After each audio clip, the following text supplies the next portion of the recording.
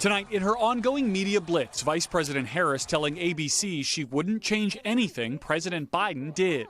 Would you have done something differently than President Biden during the past 4 years? There is not a thing that comes to mind in terms of, and I've been a part of most of the decisions that have had impact. Later saying she would name a Republican to her cabinet. Former President Trump slamming the response, calling it, quote, her dumbest answer so far, and Biden the worst president in history. While on CBS, Harris was pressed about her record on the border.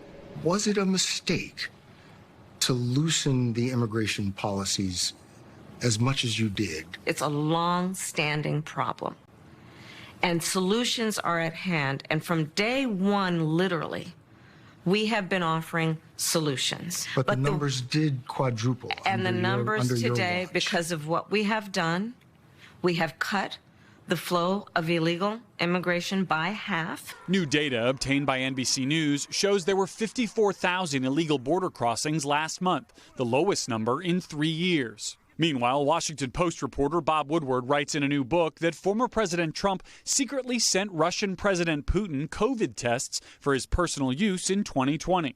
Please don't tell anybody you sent these to me, Woodward says Putin told Trump. I don't care, Trump replied, fine. Woodward citing an unnamed aide who claims Trump may have spoken to Putin as many as 7 times since leaving the White House. NBC News has not confirmed Woodward's reporting. The Trump campaign responding in part, quote, none of these made-up stories by Bob Woodward are true. Harris slamming Trump today.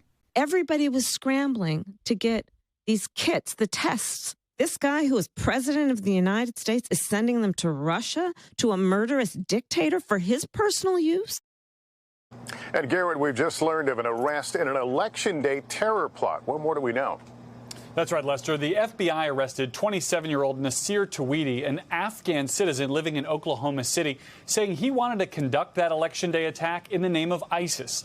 The DOJ saying he was arrested while trying to buy semi-automatic weapons and ammunition. Lester?